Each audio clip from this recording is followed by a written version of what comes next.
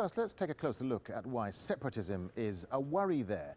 Look at how Ukrainians voted in the last presidential election. According to official results, a clear split right down the middle. The north and western regions voting for opposition leader Yulia Tymoshenko, the east supporting Viktor Yanukovych. Then there's the language people speak. Ukrainian dominates, but it's in the east over there where Russian is much more common.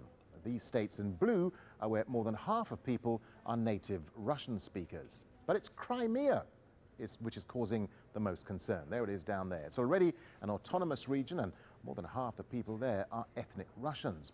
Forestier-Walker has this report from Sevastopol. Anger in Sevastopol, here directed towards a policeman.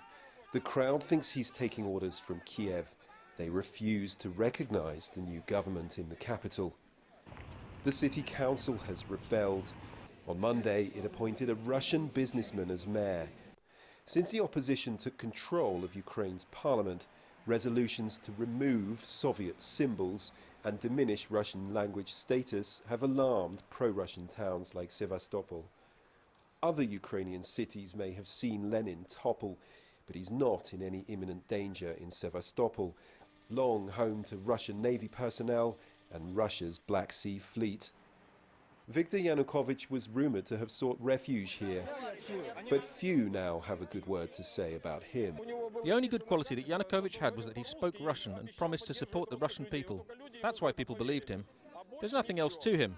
He was a thief and people knew it all along. Just as Russian flag sellers are now doing a brisk trade, pro-Moscow parties sense an opportunity. They speak of threats, even the need for Russian military intervention. I'm absolutely sure that if the militants will try to capture the city, Black Sea Russian sailors will stand side by side with residents of Sevastopol to defend the city. Everyone seems to be expecting something to happen. There are a lot of different groups here, different interests, but everyone largely speaks Russian.